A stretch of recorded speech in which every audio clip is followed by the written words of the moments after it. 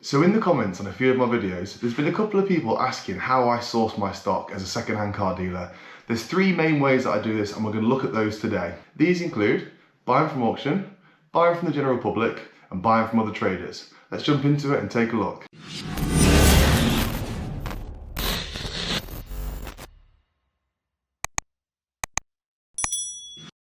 So I'm going to take you with me today to pick up some cars from Manheim auction. Jack, my business partner, runs a transport company called My Delivery Pro, so we'll be borrowing one of the trucks today.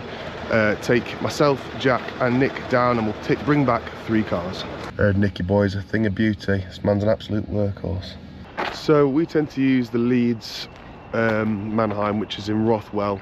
Just pulled up now. I don't know if I'm allowed to film in here, to be honest, but what I'll do is I'll subtly try and show you a little walkthrough of where we go. So the first crack is you go to the front desk, grab your docs, head to the key office, grab the keys, and it's a case of trying to find and locate the cars that you're picking up. Today we're picking up 2 Peugeot 108s and a Nissan Note. What we'll do is we'll grab all 3 of the keys, we'll drive them out, whichever one feels the least likely to make it back will be chucked on the truck, and the other 2 will be driven back. Let's go grab the keys.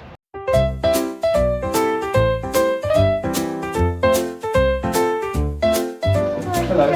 Yeah, I've got 3 to collect, my next vehicle plate. Yeah, just give a moment. Have you painted the walls in here, have I? Yeah, we've had a refurb. Yeah, I thought you had, yeah. Earning too much money, charging too much fees.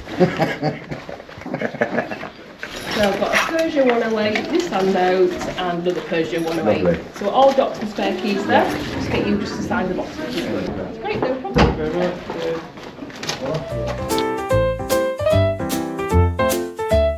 A day to just go in and stick around up on the first one.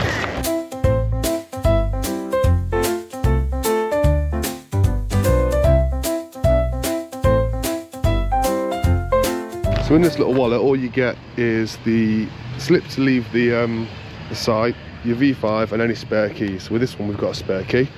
Now we'll head to the key office to pick up the main key that they parked the car up with, and we'll also get told whereabouts the car's parked.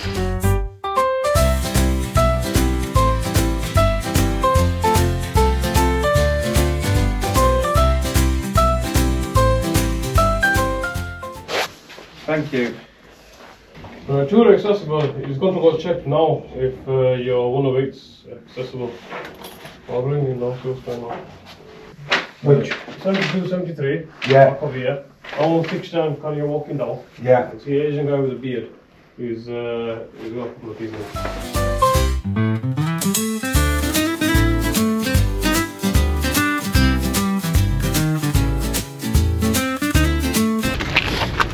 Black guy.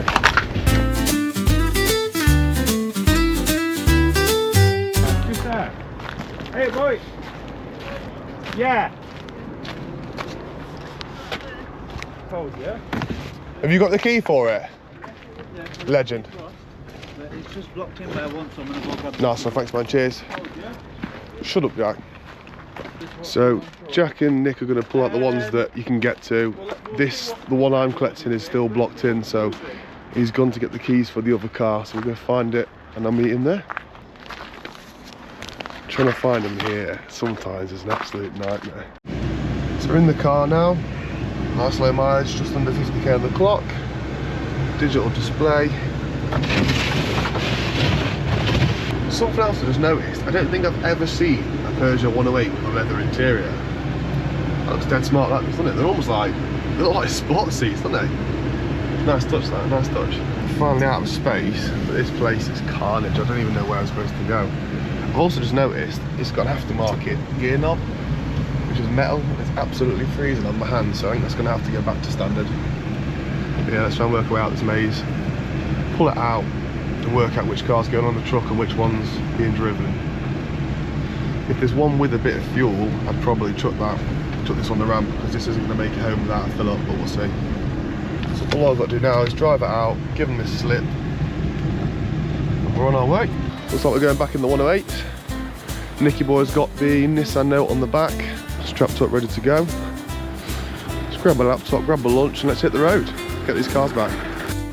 Fueled up and on the road. I'm going to try and catch up with Jack, because I hate putting my sat nav on. So, hopefully I can just follow him. I think that's him. Just up ahead. Convoy, baby. That's us back from auction. This drove an absolute dream. I think Jack's just pulled in as well. I'm guessing the truck will be a little bit longer because their speed limits are different when they're loaded. So, well, I think just in general, I think, to be honest, I think they're limited at 65 miles per hour. But yeah, all good so far. We've agreed to buy a car that we sold in the past before, a little Citroen C3. So we're going to go quickly have another look at that. They've bought something else or something, I don't know. We're going to have a quick look at that, make sure it's all straight, and then we'll get that back as well. And that leads us nicely into the second way that we buy stock from the general public. Now this is probably my least favourite way of purchasing stock, just because the general public tend to have an unrealistic expectation of what their car is worth at trade value. Now I'm very straightforward with people and upfront. I will tell them before I even offer a price that they will get more money for it if they can be bothered to sell it privately, deal with the tyre kickers, deal with people haggling them down. But some people don't want that hassle.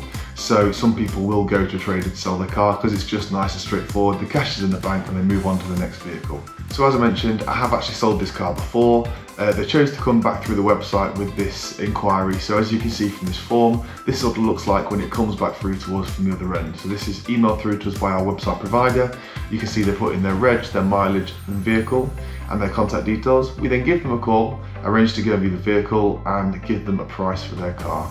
For anyone looking to sell their car to us, you can go to our website, click this link here which says sell your car, and then all you need to do is follow the steps to fill in the information about your vehicle, and it will get sent through to us and we'll get back in touch with you as soon as possible to provide you with a valuation and arrange an appointment to view the vehicle.